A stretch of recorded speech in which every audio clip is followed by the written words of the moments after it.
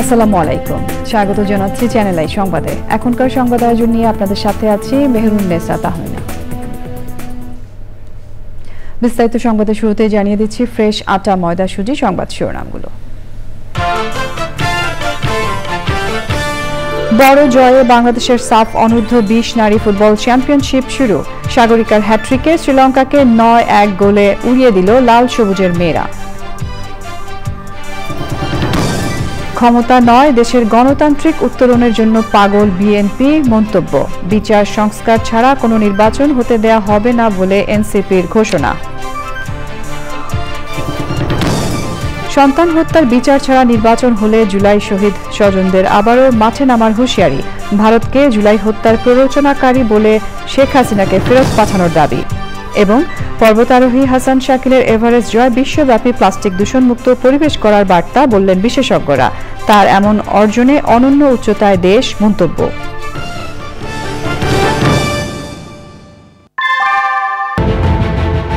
Primacy in build. German technology, Bangladesh's first thermix rod. Salam Steel Thermax. সংবাদ শিরোনামগুলো জানাচ্ছিলাম। এখনকার এই সংবাদ আয়োজন একই সঙ্গে চ্যানেল আই এর ইউটিউব চ্যানেলে এবং চ্যানেল আই এর ওটিটি প্ল্যাটফর্ম আই স্ক্রিনে লাইভ স্ট্রিম হচ্ছে। এবার যাচ্ছে বিস্তারিত প্রসঙ্গে। বিচার ও সংস্কার ছাড়া কোনো নির্বাচন হতে দেয়া হবে না মন্তব্য করে জাতীয় নাগরিক পার্টি এনসিপির আহ্বায়ক নাহিদ ইসলাম বলেছেন, যারা সংস্কারে বাধা দিচ্ছে তারাই নির্বাচনকে পিছিয়ে দিচ্ছে। যশোরের জজ কোর্ট মোড়ে জুলাই পদযাত্রার পথসভায় তিনি বলেন, নির্বাচন কমিশনকে দলীয়করণ করা হয়েছে। এনসিপির দক্ষিণাঞ্চলের মুখ্য সংগঠক হাসনাত আব্দুল্লাহ বলেছেন, এনসিপিকে নির্বাচন বিরোধী দল হিসেবে ট্যাগ দেওয়ার চেষ্টা করা হচ্ছে। যশোর প্রতিনিধির পাঠানো তথ্য ও ভিডিও চিত্রে তাফিমুল ইসলামের রিপোর্ট। মাসব্যাপী জুলাই পদযাত্রার 11তম দিনে যশোরের বিভিন্ন স্থানে পথসভা করেছে জাতীয় নাগরিক পার্টি।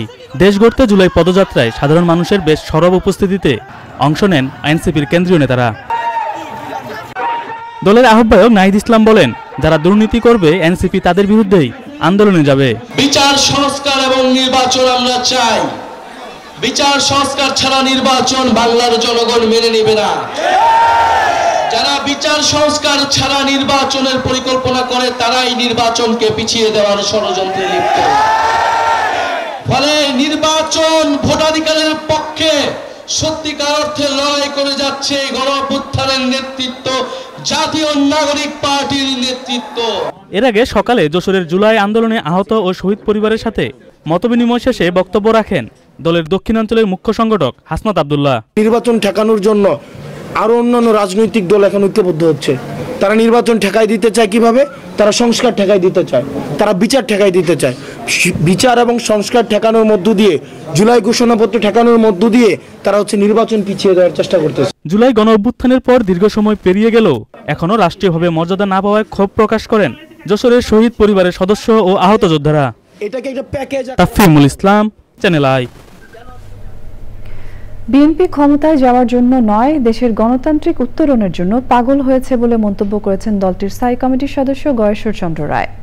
বিকেলে কেন্দ্রীয় শহীদ মিনারে জুলাই আগস্ট গণ অভ্যুত্থান, শোক ও বিজয়ের বর্ষপূর্তি পালন উপলক্ষে সাংস্কৃতিক অনুষ্ঠানে তিনি অভিযোগ করেন, বিএনপিকে যেন ক্ষমতায় যেতে না দেয়া হয় এই জন্য অপপ্রচার চালিয়ে যাচ্ছে একটি গোষ্ঠী।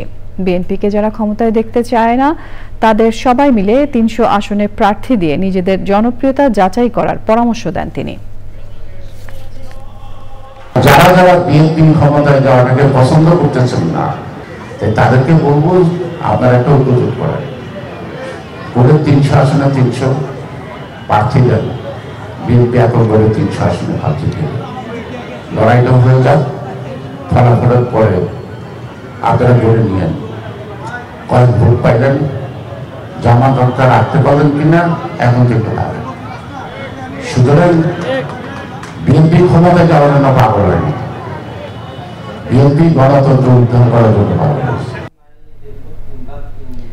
সন্তান হত্যার বিচার ছাড়া নির্বাচন নয়, প্রয়োজনে আবারও মাঠে নামার হুঁশিয়ারি দিয়েছেন জুলাই শহীদদের মা, বাবা ও স্বজনরা। রাজধানীতে শহীদ পরিবারের সাথে ঢাকা মহানগর উত্তর জামায়াতে ইসলামের মতবিনিময় অনুষ্ঠানে তারা এই কথা বলেন। দৈনিক আমার দেশ পত্রিকার সম্পাদক ডক্টর মাহমুদুর রহমান ভারতকে জুলাই হত্যার প্ররোচনাকারী আখ্যা দিয়ে শেখ হাসিনাকে বাংলাদেশে ফেরত পাঠানোর দাবি করেন। কোনো শহীদকে দলীয়করণ না করারও অনুরোধ করেন তিনি। তাফিমুল ইসলামের রিপোর্ট।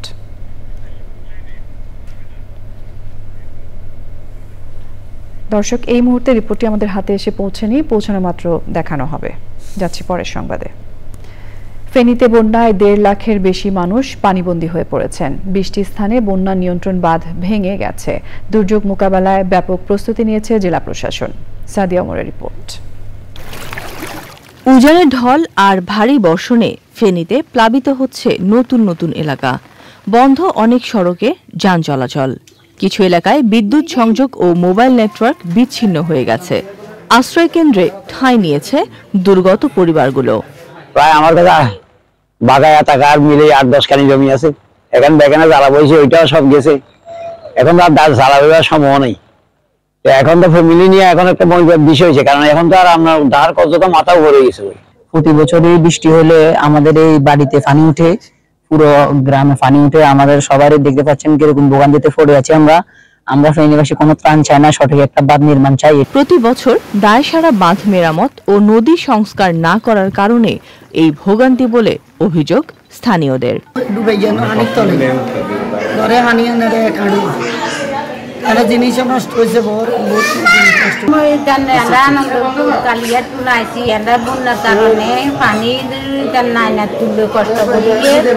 বাড়িতে পানি উঠতে দেয়, এই কারণে আসছি আর কি,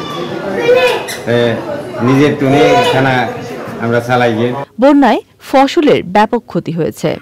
কৃষি সম্প্রসারণ অধিদপ্তর জানিয়েছে আমনের বীজতলা 401 হেক্টর, আউশ আবাদ 5,626 হেক্টর এবং দুর্যোগ আক্রান্ত ফসলি জমির পরিমাণ 3,470 হেক্টর।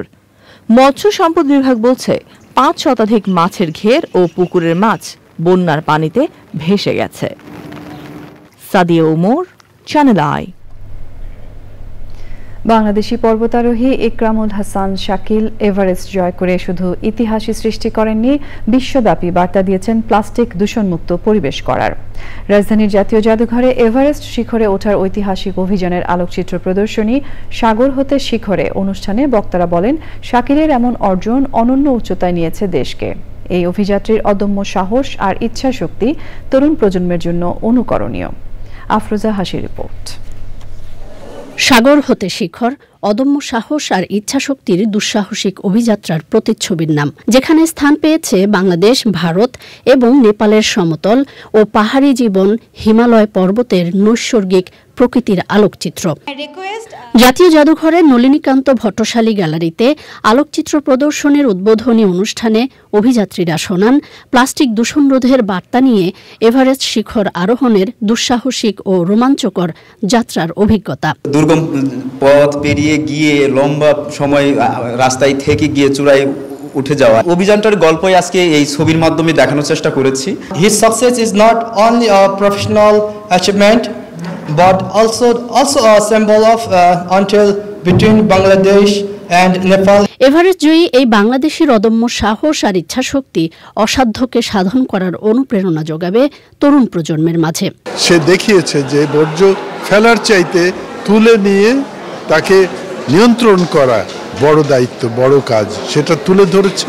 পাশে একই সঙ্গে সে বিশ্ব রেকর্ড করেছে, কিন্তু সে একটা বড় সামাজিক সেবা কিন্তু আমাদের সে দিয়েছে। It is in fact a powerful visual testimony to the human spirit. Submitting Mount Everest as the ultimate goal, of course, but also raising awareness against plastic pollution on the way. এভারেস্টে যারা জয় করতে যায় তারাই যায়, so তাদের চোখ দিয়েই আমরা যে এখানে একটা প্যাসিভলি সেকেন্ডারি দেখতে পাচ্ছি, এটা আমাদের জন্য একটা অন্য রকমের অভিজ্ঞতা। আমরা যারা পর্বতে যাই আমাদের ছবি কিন্তু আপনাদেরকে সবাইকে দেখে, যে যেহেতু যারা যেতে পারে না তাদের জন্য, এবং তারা উপভোগ করে এবং অনেক ছবি আছে আসলে যেগুলো আর্টিস্টিক ছবি হয়ে যায়। প্লাস্টিক দূষণ রোধের বার্তা পরিবেশ প্রতিবেশ রক্ষায় সচেতনতা সৃষ্টিতে ভূমিকা রাখবে বলছেন পরিবেশপ্রেমী ও বিশিষ্টজনরা। এই ছবিগুলো আমাদের কিন্তু একটা বিশাল বলবো সম্পদে পরিণত হয়ে গেল। তার সাথে যেটা হলো যে একটা আমাদেরও একটা কিন্তু অভিযান হয়ে যাবে এই ছবির সাথে সাথে, এবং যেটা কিন্তু খুব বেশি দরকার, কারণ আমরা যারা যেতে পারবো না কিংবা যেতে পারার মতন অবস্থা নেই, তাদের কিন্তু এই ছবি দেখেই কিন্তু বুঝতে হবে, এই ছবি দেখেই শিখতে হবে, এবং এই ছবির মাধ্যমেই কিন্তু এই অভিযানে অংশগ্রহণ করতে হবে। পরে বাংলাদেশের জন্য সম্মান বয়ে আনা এভারেস্ট শিখর জয়ের ১১৫টি আলোকচিত্র প্রদর্শন করেন অতিথিরা। ঐতিহাসিক অভিযাত্রার অসামান্য এই আলোকচিত্র প্রদর্শনীর স্পন্সর প্রকৃতি ও জীবন ফাউন্ডেশন। আফরোজা হাসি, চ্যানেল আই, ঢাকা। প্রকৃতি ও পরিবেশ রক্ষায় সাভারের বিরুলিয়ায় বৃক্ষরোপণ কর্মসূচি শুরু করেছে লায়ন্স ক্লাবস ইন্টারন্যাশনাল। বৃক্ষরোপণ করে বিশিষ্টজনেরা সামাজিক ভারসাম্য রক্ষায় সবাইকে বেশি করে গাছ লাগানোর পরামর্শ দেন। শাকের আদনানের রিপোর্ট। সামাজিক দায়বদ্ধতা থেকে সমাজের নানা কর্মকাণ্ডে অগ্রণী ভূমিকা পালন করে আসছে লায়ন্স ক্লাবস ইন্টারন্যাশনাল। সেই ধারাবাহিকতায় সাভারের বিরুলিয়ায় গোলাপ গ্রামে ফলদ ও বনজ বৃক্ষরোপণ কর্মসূচির আয়োজন করে Lions club of Dhaka Narayanganj Warriors. প্রকৃতি পরিবেশ রক্ষা এবং সবুজায়নে এমন কর্মযজ্ঞ অবদান রাখবে বলে মনে করছেন বিশিষ্টজনেরা। এখানে নিম গাছ লাগানো হয়ে গেছে এবং এই রাস্তায় কিন্তু অনেকগুলো নিম গাছ, তারপর কৃষ্ণচূড়া গাছ, সব ধরনের গাছ লাগানো হয়েছে। আর এই গাছগুলো একটু বড় হবে, তো মেনলি হলো বড় হলে কিন্তু এখান দিয়ে যখন আমরা হাঁটাচলা করব, এই রাস্তা দিয়ে গাড়ি ছাড়া এমনি যখন বায়ু দূষণ করব না, হাঁটবো, তখন এই গাছগুলো যখন বড় হবে আমরা এই ছায়ার নিচেই কিন্তু হেঁটে ঘুরে বেড়াতে পারবো। এই রাস্তাটা যেটা আপনারা দেখছেন, এটা পুরোটাই ওরা কৃষ্ণচূড়া গাছ লাগাচ্ছে, যাতে মেইন রোড থেকে দেখা যাবে চারিদিকটা যখন কৃষ্ণচূড়া ফুল ফুটবে একদম লালে ছেয়ে যাবে। একটা সৌন্দর্যের ব্যাপার এখানে আছে জড়িত। এখানে মাসব্যাপী বৃক্ষরোপণ কর্মসূচি চলবে বলে জানিয়েছেন সংশ্লিষ্টরা। শাকের আদনান, চ্যানেল আই, সাভার, ঢাকা। সন্তান হত্যার বিচার ছাড়া নির্বাচন নয়, প্রয়োজনে আবারও মাঠে নামার হুঁশিয়ারি দিয়েছেন জুলাই শহীদদের মা বাবা ও স্বজনরা। রাজধানীতে শহীদ পরিবারের সাথে ঢাকা মহানগর উত্তর জামায়াতে ইসলামের মতবিনিময় অনুষ্ঠানে তারা এই কথা বলেন। দৈনিক আমার দেশ পত্রিকার সম্পাদক ডক্টর মাহমুদুর রহমান ভারতকে জুলাই হত্যার প্ররোচনাকারী আখ্যা দিয়ে শেখ হাসিনাকে বাংলাদেশে ফেরত পাঠানোর দাবি করেন। কোনো শহীদকে দলীয়করণ না করারও অনুরোধ করেন তিনি। তাফহিমুল ইসলাম রিপোর্টটি আমাদের হাতে এসে পৌঁছেছে, রিপোর্টটি দেখুন। কেউ সন্তান, কেউ স্বামী, কেউ হারিয়েছেন স্বজনদের, এমন কয়েক শতাধিক পরিবার নিয়ে ঢাকা মহানগর উত্তর জামায়াতে ইসলামীর মতবিনিময় সভা। এতে শহীদ পরিবারের মা বাবারা বলেন, সন্তান হত্যার বিচার ছাড়া নির্বাচন হবে না, প্রয়োজনে আবারও মাঠে নামবেন তারা। আমার সন্তান চলে গেছে, হাজারো সন্তান আছে, সন্তানদেরকে নিয়েও আমরা মাঠে নেমে এই হত্যাকারীর বিচার এবং শহীদদের সনদ আদায় করে ছাড়বো ইনশাআল্লাহ। যদি আমরা বিচার না নিতে পারি, রাজপথে নামার প্রয়োজন হয়ে গেছে, কারণ 1 বছর হয়ে গেছে, মাত্র 1 বছরের আর মাত্র কয়েকটা দিন বাকি। এই কয়েকদিনের মধ্যে জানি না এই সরকার কি করবে। আগে জুলাই সনদ দিবেন, তারপর হলো নির্বাচন, তারপর কি হবে না হবে তারপর আপনারা যা মন চায় করেন। আগে শহীদদের স্বীকৃতি দিতে হবে। এতটুকু চাই যেন এই খুনের বিচার হয়। আমার বাচ্চারা তোর বাবারে ফিরে পাবে না, আমার স্বামীর মতো অনেকেই শহীদ হয়েছে। একটাই চাওয়া শুধু, আপনারা এটা বিচার করবেন। আমরা আশা আকাঙ্ক্ষা যে আমাদের বিচার যেন আমরা সুষ্ঠুভাবে পাই। আর সনদ, যে জুলাই সনদ, এটা অতি লম্বে ঘোষণাপত্র। অনুষ্ঠানে প্রধান অতিথি দৈনিক আমার দেশ পত্রিকার সম্পাদক মাহমুদুর রহমান জুলাই শহীদদের দলীয়করণ না করার অনুরোধ জানান। ভারত সরকারের প্রতি এই দাবি জানাচ্ছি, আন্তর্জাতিকভাবে প্রমাণিত হত্যাকারী শেখ হাসিনাকে অনতিবিলম্বে বাংলাদেশে ফেরত পাঠান। আর 2 নম্বর, সকল রাজনৈতিক দলের কাছে আমার একটি নিবেদন আছে, আপনারা আল্লাহর ওয়াস্তে দয়া করে কোনো শহীদকে দলীয়করণ করবেন না। জুলাই অভ্যুত্থানে আহত ও শহীদ পরিবারের জন্য সুরক্ষা আইন করতে সরকারের প্রতি দাবি জানান শহীদ পরিবারের সদস্যরা। তাফহিমুল ইসলাম, চ্যানেল আই, ঢাকা। ঢাকা বিশ্ববিদ্যালয়ের গণযোগাযোগ ও সাংবাদিকতা বিভাগের সাবেক শিক্ষার্থীদের মিলন মেলায় পরিণত হয়েছিল যোগাযোগ উৎসব। বিভাগের অ্যালামনাই অ্যাসোসিয়েশনের উদ্যোগে বিশ্ববিদ্যালয়ের টিএসসিতে এই অনুষ্ঠানের আয়োজন করা হয়। স্মৃতিচারণ, আলোচনা আর সাংস্কৃতিক আয়োজনে উৎসব মুখর দিন কাটিয়েছেন সাবেক শিক্ষার্থীরা। লুৎফুর রহমান সোহাগের রিপোর্ট। প্রিয় প্রাঙ্গণে আবার চেনা মুখের দেখা, সহপাঠী অগ্রজ অনুজদের নিয়ে হাসি আনন্দে ঢাকা বিশ্ববিদ্যালয়ের গণযোগাযোগ ও সাংবাদিকতা বিভাগের সাবেক শিক্ষার্থীদের যোগাযোগ উৎসব। বিভাগের অ্যালামনাই অ্যাসোসিয়েশনের এই আয়োজন হয়ে ওঠে স্মৃতিচারণ আর সংগঠনকে এগিয়ে নেওয়ার মঞ্চ। প্রথমবার দেওয়া হয় যোগাযোগ উৎসব সম্মাননা। আগামীবার থেকে প্রতি বছর এই যোগাযোগ উৎসবে একটি সম্মাননা স্মারক প্রদান করতে চাই। এই যোগাযোগ সম্মাননা স্মারক আমরা প্রথমবারের মতো প্রদান করছি আমাদের সবার শ্রদ্ধেয় মজিদ ভাই। তার স্নেহ, তার শাসন, তার উপদেশ, তার পরামর্শ, তার সহযোগিতা পাইনি এই বিভাগে আমরা এমন কেউ নেই। আমাদের ব্যাচে 92 রনি এবং আমরা মিলে প্রথমবার কিন্তু মজিদ ভাইকে ওই ডাকসুর একটা গেমস রুমে আমরা কিন্তু মজিদ ভাইকে সম্মাননা দিয়েছিলাম। তাহলে আমি মজিদ ভাইয়ের ছেলের মাধ্যমে এই বার্তা দিতে চাই, মজিদ ভাইকে বলবেন যে তাকে আমরা ভুলি নাই, মজিদ ভাইকে তাকে আমরা অনেক ভালোবাসি। যোগাযোগ উৎসবের সাংস্কৃতিক পরিবেশনা মুগ্ধ করে সংগঠনের সদস্যদের।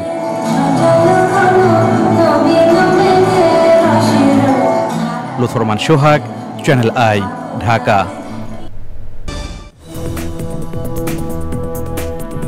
স্বাগত জানাচ্ছি আরও একবার চ্যানেল আই সংবাদে। আমিন জুয়েলার্স আন্তর্জাতিক সংবাদ।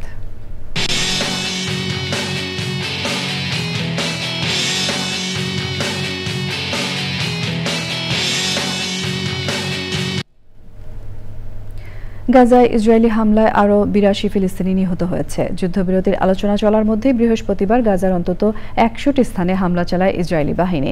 এর আগে দেইর আল বালা এলাকায় শিশু খাদ্য নিতে যাওয়ার সময় এক হামলায় নিহত হয় 10 শিশু ও 4 নারী সহ 16 জন। খান ইউনিসে একটি আবাসিক ভবনে বিমান হামলায় বেশ কয়েকজন হতাহত হয়। গত 21 মাসে গাজায় 57,000-এর বেশি ফিলিস্তিনি নিহত হয়েছে।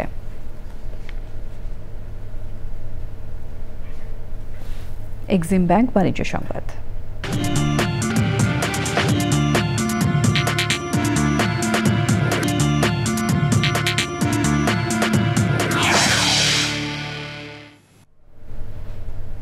বৃষ্টি ও বন্যা পরিস্থিতির কারণে বাজারে কাঁচা মরিচের দাম বেড়ে দ্বিগুণ থেকে 3 গুণ পর্যন্ত হয়েছে। সবজির দামও কিছুটা বেড়েছে।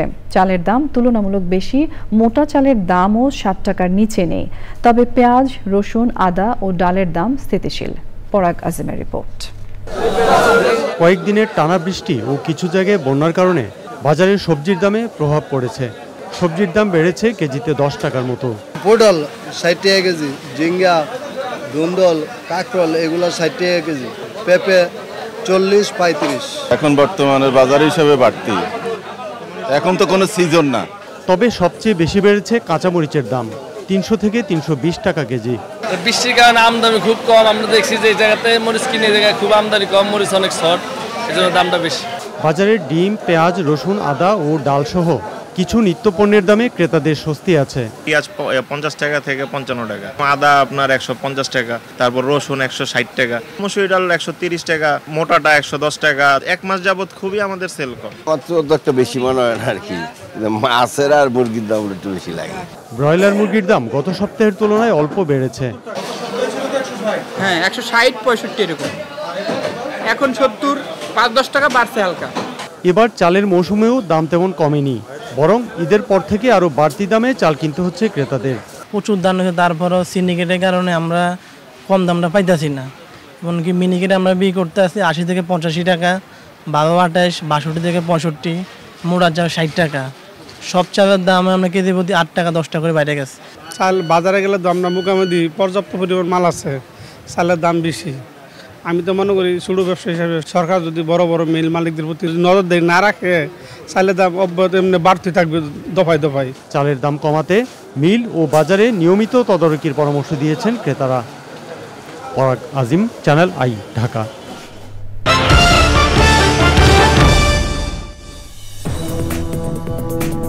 স্বাগত জানাচ্ছি আরও একবার চ্যানেল আই সংবাদে। গাইবান্ধার ফুলছড়ি উপজেলার গজারিয়া ইউনিয়নের বাইঙ্কা গ্রামে সেনাবাহিনীর অভিযানে অবৈধ বালু উত্তোলনের কাজে ব্যবহৃত 2টি ড্রেজার মেশিন, 1টি টিউবওয়েল ও 2টি মোবাইল ফোন জব্দ করা হয়েছে। এই সময় 2 বালু ব্যবসায়ীকে গ্রেফতার করা হয়। সেনাবাহিনীর ক্যাপ্টেন রুবায়েতের নেতৃত্বে এই অভিযান পরিচালিত হয়। অভিযানে ধ্বংস করা হয় 3টি ড্রেজার মেশিন। পরে সেনা ক্যাম্প কমান্ডারের উপস্থিতিতে গ্রেফতারকৃতদের ফুলছড়ি থানা পুলিশের কাছে হস্তান্তর করা হয়। খেলার খবর।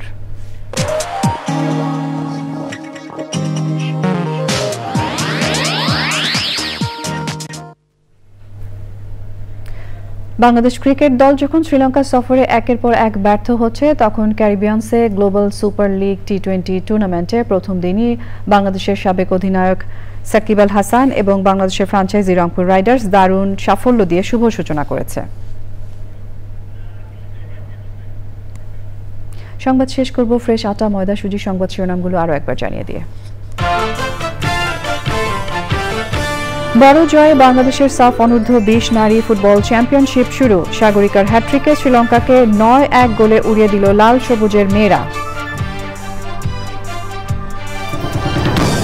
ক্ষমতা নয়, দেশের গণতান্ত্রিক উত্তরণের জন্য পাগল বিএনপি মন্তব্য। বিচার সংস্কার ছাড়া কোনো নির্বাচন হতে দেয়া হবে না বলে এনসিপির ঘোষণা।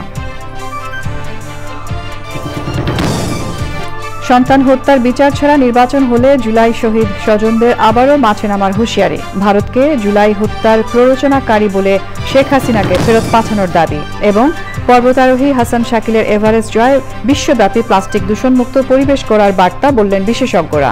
তার এমন অর্জন অনন্য উচ্চতায় দেশ মন্তব্য।